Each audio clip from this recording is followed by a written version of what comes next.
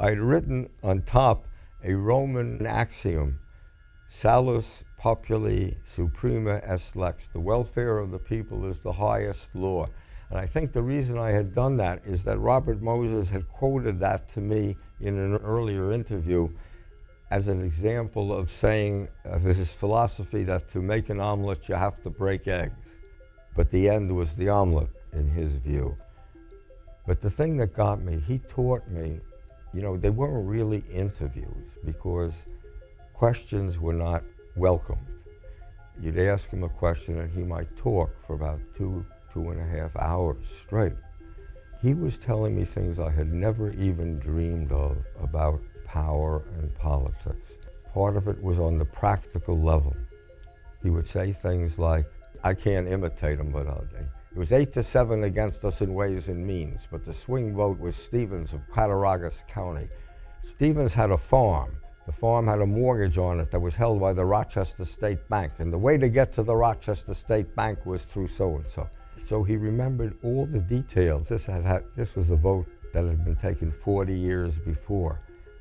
So he was great on the practical stuff, giving you an education on that, but he was also great in a very different way. In each of his offices, and after a while I was interviewing him in his offices, he had this immense map of New York City and its environs. When he would get excited about something, he had an aide always sitting behind him, and he'd go like this, if you can see the gesture, and the aide would slap a pencil into it, and he'd jump up in front of the map and he'd say, you see, if I build the highway here, I can put the housing here, and then the parks will be down here.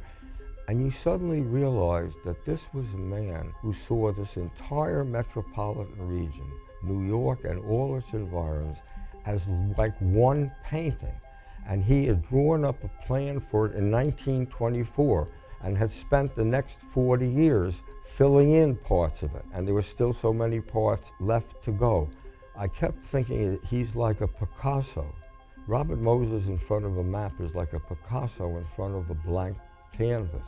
And I've got to try to show, if I want this book to be fair to him, I've got to show this unique, it's a different kind of genius. We think of genius as Beethoven writing a symphony, but this is a different kind of genius. It's the genius of the city shaper.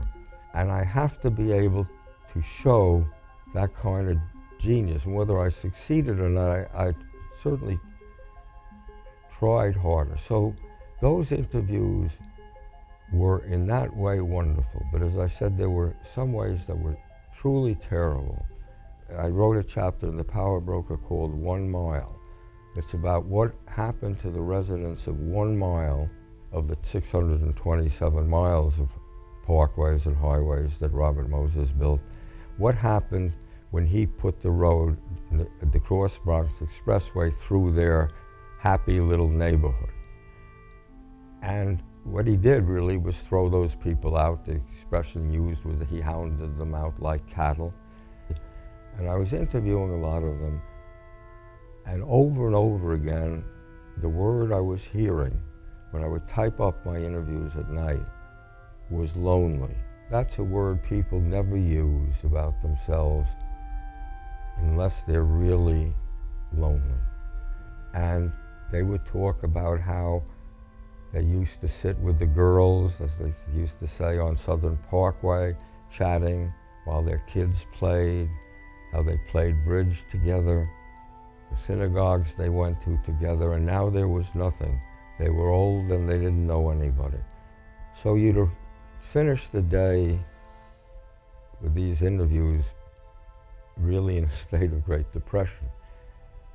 So one day I had spent the day before interviewing these people, and then the next day I had an interview with Robert Moses, and I raised the subject quite gingerly of the human cost of his highways, and in particular of this people in this 1 mile. And I still remember him saying, oh, there was a little hardship there, that's all. I just ignored it. They stirred up the animals a bit, so I just went ahead anyway. And there were times when I would really get angry at him. Anyway, so there are a number of notebooks. This is notebook 21. I had a lot of interviews with Robert Moses. They were very revealing to me.